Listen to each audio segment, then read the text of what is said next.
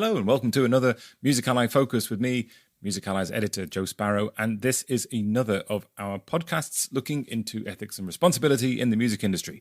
And this one is the first of two episodes where we speak directly to artists about the pressures they've felt from that industry and the effect it has had on them as people. We're about to hear from indie artist Lauren Walker, who performs as Eurielle, who is going to talk about social media burnout. Now, what is this Focus podcast? Well, Music Ally provides, as you know, an analysis-rich and contextual guide to the music business. And every Music Ally Focus episode looks at one meaningful story at a time. This podcast is going to be quick. It'll take about the same amount of time as, brace yourselves, Barnaby Q Orbax and Sweet Pepper Klopek could hypothetically buckle 1,200 baking trays over their heads. The duo buckled 55 over their heads in 1 minute in 2012. Now, talking of giving yourself a headache by doing something over and over again with little by the way of meaningful consequences, recently we've reported a lot about artists' social media burnout. Artists are being increasingly outspoken about the pressure on them to create content for social media.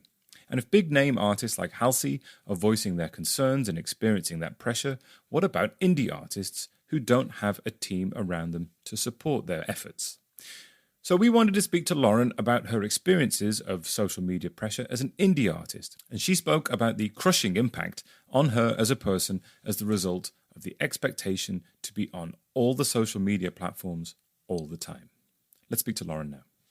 Okay, so very happy to welcome Lauren Walker, also known as the artist Eurielle, to the podcast. Hello, Lauren. Hello, thank you for having me. Very glad to have you here. Now, we're going to talk to you about the pressures on artists around social media from the artist's perspective and the, sort of the consequences of that, including burnout, which is a really important topic. But before that, one quick question I've been asking people to set the context and to understand the person at the other end of the interview, which is, do you have a favorite piece of music?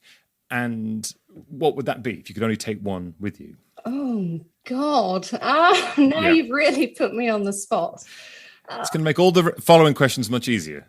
Oh, I don't have a favorite piece of music. I never have, to be honest. Is that a really bad answer? I have some no judgment here, Lauren. I have some favorite artists. My golden oldies. I like Queen, Michael Jackson, Tina Turner, Celine Dion, Whitney Houston, Muse, and Evanescence. They're the ones. Right. Well, I mean, plenty of others too, but those are kind of the main. Oh, ABBA. Sorry, how can I forget ABBA? So it's two observations there. Well, the first being, it sounds like you're taking a mixtape to your desert island, which is yes. good.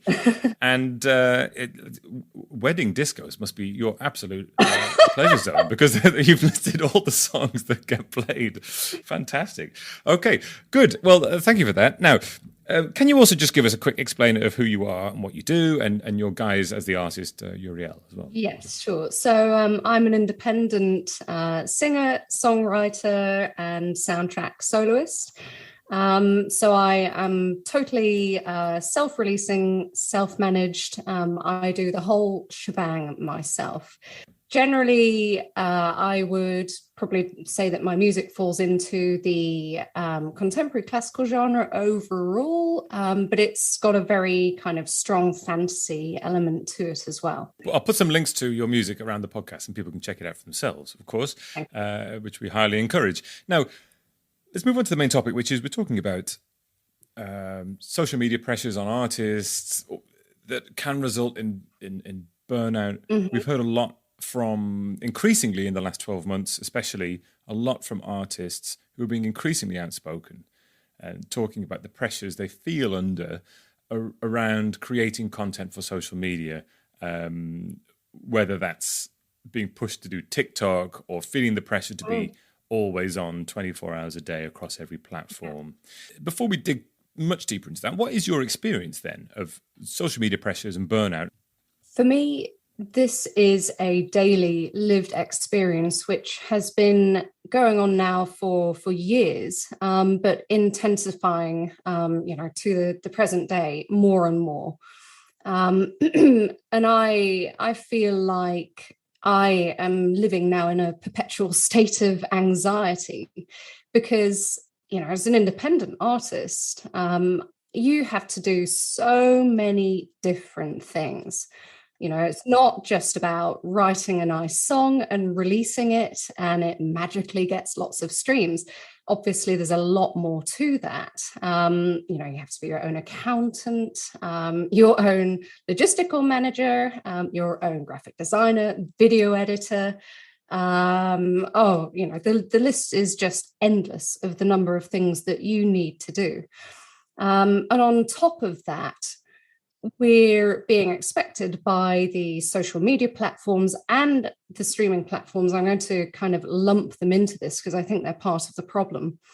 To be on their platforms, well, in particular, obviously, when it comes to being on the platforms multiple times a day, I'm talking about the social media platforms, but the streaming platforms too are expecting us to create this volume of content that is just unmanageable for anyone, including people with teams. I'm looking at big artists trying to learn from what they're doing and seeing that even they're struggling, and they're not across absolutely every platform as much as those platforms would say is optimal. So I sit here from on a day-to-day basis trying to stay on top of everything that I've got to do, whilst also, shock horror, actually trying to sometimes make some music as well. And yes. And I fully admit, I'm not as good with social media as I should be, not even close, because for me to be able to prioritize the things that I think are the most important for my career, like, for example, a big video game soundtrack I've just been working on, which I've been working on now for like the last month or so. In order to be able to do that and meet the deadlines for delivering the material for that, something has to give. And, in my case, that's multiple things, but one of which, and by far the most stressful of which, is social media. I should be on multiple social media platforms every day posting about what I'm doing. But there just isn't the time to do that. I get to the end of the day, often finishing late because I've had to record all day to deliver a whole load of vocals for a soundtrack project or one of my own songs. It's 9 p.m. I haven't had dinner. And then I'm thinking, I haven't done a social media post again. And I spend the rest of, my waking hours that day feeling stressed about it.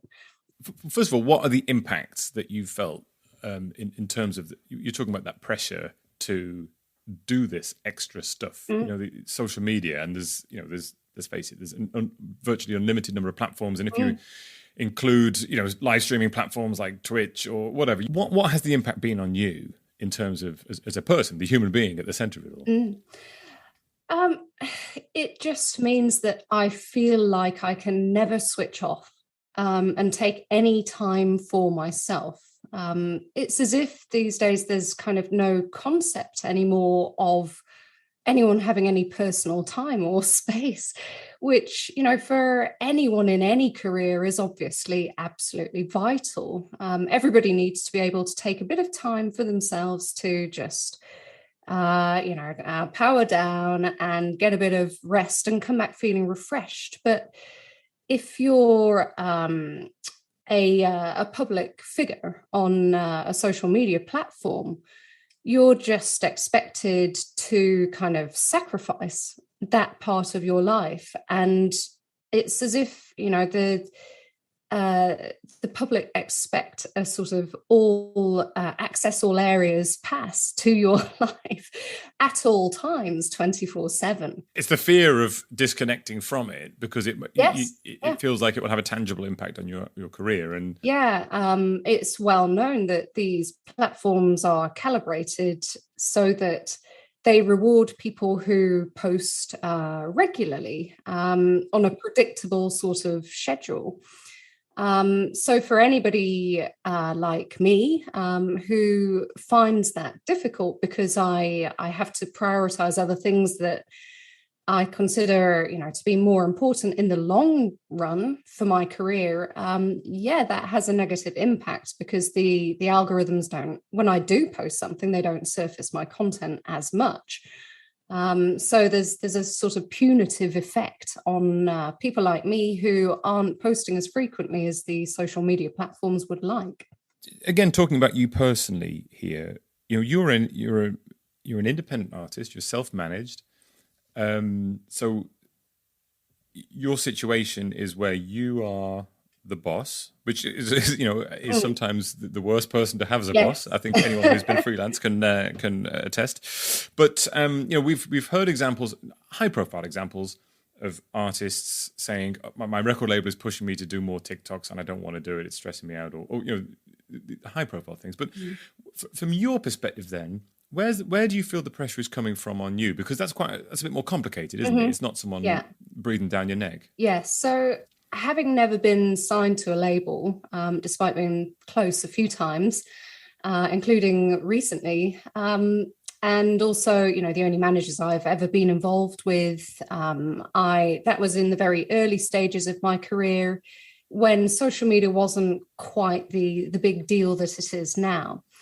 I've never fortunately had any one individual or company breathing down my neck saying, "Hey, can you do some more TikToks, please?"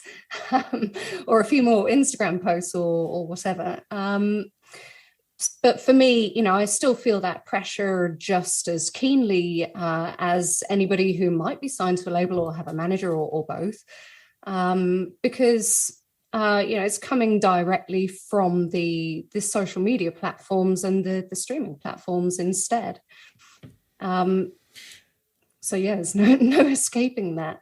The interesting thing you said there was about the needs of streaming platforms and DSPs as well. There is a sort of shift in the economy that people are talking increasingly about, the attention economy, and that pressure from DSPs then. These streaming platforms, on one hand, they really want a direct connection with the artist, don't they? They want their artists to be independent and making decisions themselves and then connecting directly through a distributor with the streaming platforms and then collecting the money directly from them and blah, blah, blah. Yeah. But are you saying as well that then there is a sort of, the pressure is also coming a less direct way through the social media platforms because they want you to be, quote unquote, big on social media so that then they know to prioritize you on the platforms in playlists so that you can then generate plays? Is that what you're saying? Yeah, essentially, yes. They talk about the streaming platforms. They have made no secret of the fact that they consider the album format now to be sort of obsolete, whereas, of course, from an artistic point of view, the album is still absolutely a crucial creative tool to be able to tell a story. In an artist's effort to satisfy the streaming platforms algorithms, they're expecting us to just churn out music, like at least, one release per month. And then to promote that across all the social media platforms. And they're saying that, they look at your engagement on social media platforms and how your promotion is being received as one of the key factors in deciding, whether they're going to place you on any of their editorial playlists or not as well. The two things do go very much hand in hand. You're expected to churn out all this music on social media platforms, on streaming platforms on a regular basis, but you're also being expected by the social media platforms to be on each of their platforms, at least once a day. I was on a webinar about a year ago. It was with people from Instagram, and it was about best practices for Instagram. And the standout thing that I came away from that with was this one person from Instagram said, "We recommend that you should post at least 5 stories a day." And at that point, my brain just kind of went into meltdown. And I just wanted to scream, hello, okay, maybe if you're just focused on being a social media influencer and you're only on one platform, is that viable, perhaps? But most people are not that. They're people like me who are a business of some kind, who are just trying to promote whatever their business does. And it is not possible to do everything that you have to do for your business, whilst also doing 5 Instagram stories a day and 2 TikToks a day. And so on ad infinitum, The one group of people we haven't talked about yet are fans. Do you feel the pressure from fans as well? Does that does it reach you if they say, hey, where are you? Why aren't you online? Yeah. Obviously none of them are seeking to deliberately cause me or any other artist that they're sort of saying, hey, why aren't you online more? Any stress, but it does cause stress. I do my best to be as engaged with my fans directly as possible. I almost sort of kill myself to do that. So I'll be sat, when I should be after dinner at night, maybe chilling out and watching something on TV. I've got my phone in my hand and I'm scrolling through, direct messages instead on Instagram. Okay, and just to jump in here, if you're finding this useful and you'd like more of this in-depth news and trusted analysis waiting for you in your inbox every morning, as well as access to all of our industry-leading reports, head on over to musically.com/subscribe. And you may be eligible for a free Music Ally subscription via our corporate and sponsored subscriptions. So if you work for a DSP, a major label, an indie label, or if you're an artist manager, an employee of a CMO or a publisher, you can check to see if it's available for you. It's musically.com/subscription-options. There's a link below the podcast to check out as well. Okay, let's go back to the interview. As I said at the start, in the last 12 months, we've heard a lot more artists speaking out about it. Some of them sort of through frustration and saying, this is ridiculous. I feel like I'm under huge pressure to do TikTok and I can't do enough. And I've got enough things to do and I'm just feeling frustrated and annoyed. And then there's other artists who are saying, well, the same thing, except they're saying that the impact is not necessarily frustration, it's an impact on their mental health. And why is no one thinking about protecting the well-being of the people who make the music? Yeah, of course, every creator wants to say that. But then I'm not naive. I realize that these platforms, they don't care about the welfare of, the individual creators. That's not their concern. As far as they're concerned, it feels anyway as if they view creators as expendable resources to be used until they just burn out. And then, who cares? Because 10 other creators will spring up in their place who are just as eager to take their place and try and become the next big thing. Now, this might sound like an obvious question, but I think it's perhaps important to dig into it, which is, why is that approach inherently bad?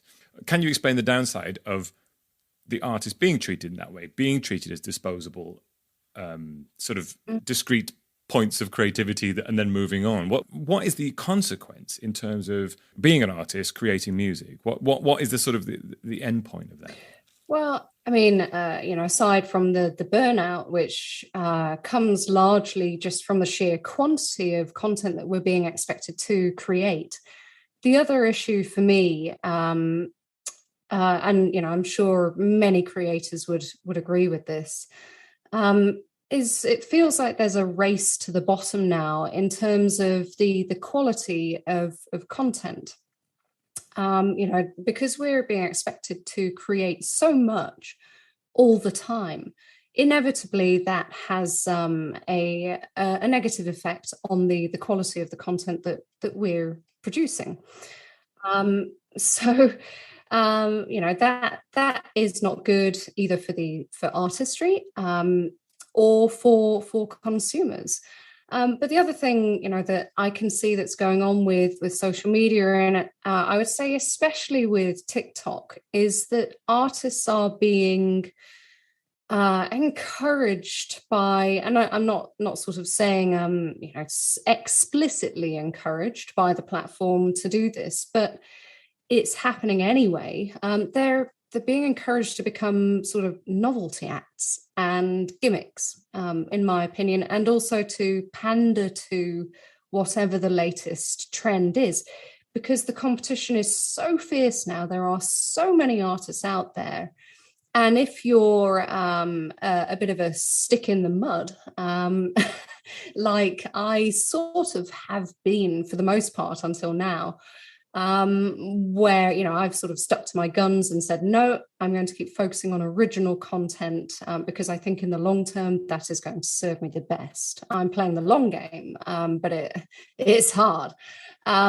Instead, what a lot of creators are doing now, and particularly, music artists I'm talking about, is that they're either kind of turning themselves into novelty acts on TikTok. Like, for example, no, I won't name any names, but there's one girl I've seen on TikTok who's going on for nearly 500,000 followers now. So she's doing really well.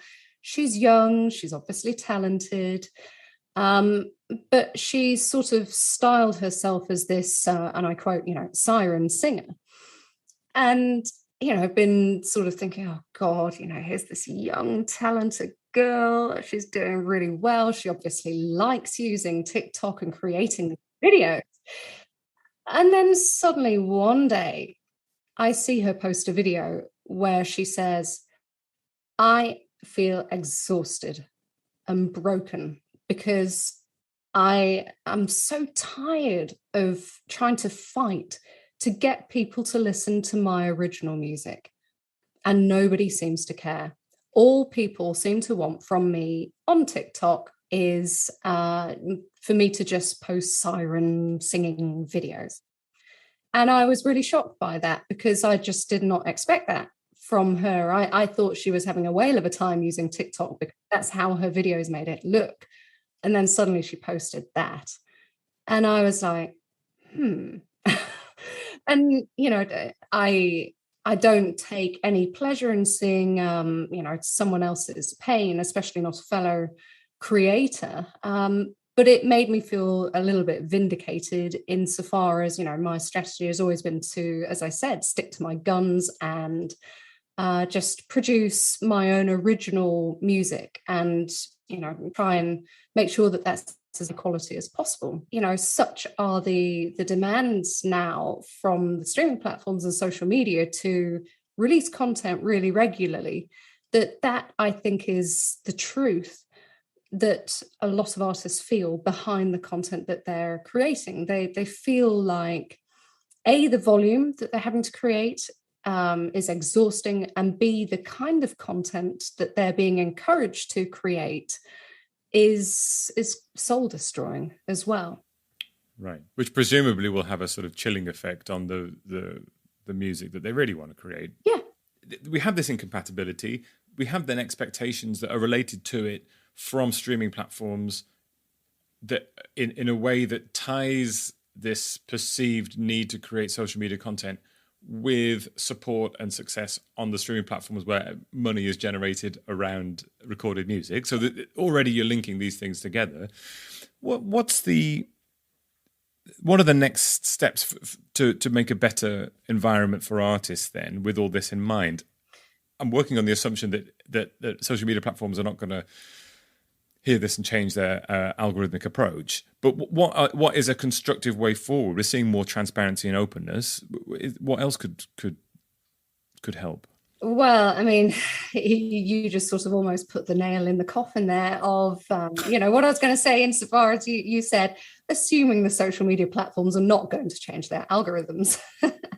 And I think you're absolutely right, because, as I said earlier in the conversation, they just view creators, in my opinion, as expendable resources, and they just, our welfare, mental and physical, is not their concern or priority. But really, I find it hard to see any other solutions to this issue other than the streaming platforms and the social media platforms and the streaming platforms recalibrating their algorithms in order that instead of rewarding creators who just churn out content very regularly, but it's often lower quality as a result. Instead, to reward creators who perhaps don't post as regularly, but they focus more on producing high quality content when they do. And I realize, that probably sounds naive because very likely, these platforms are not going to do that. Have you considered and do you think it's a viable alternative of not using social media, of relying on direct connections with your fans, communicating them outside of social media, maybe through chat platforms or email or other non-social media platforms, and maintaining that fan base that way? And is that something you think is viable or not? I do, except I think for newer artists who are maybe just kind of appearing on the scene now, that's harder because, in order for them to first get those fans to be able to communicate with outside of social media, they have to get those fans from somewhere. You can't just sort of obviously magically acquire several thousand email addresses in your mailing list without those people having first discovered you from somewhere else.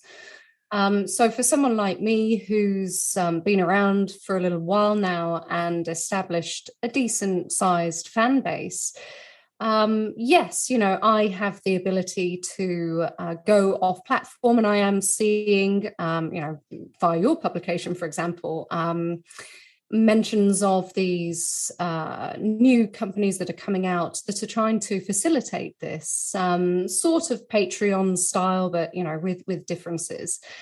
And, I think in the whole Web3 future that we seem to be heading towards, perhaps, this is something that's going to work. It does feel like we're in a sort of moment of shift in terms of all of these things.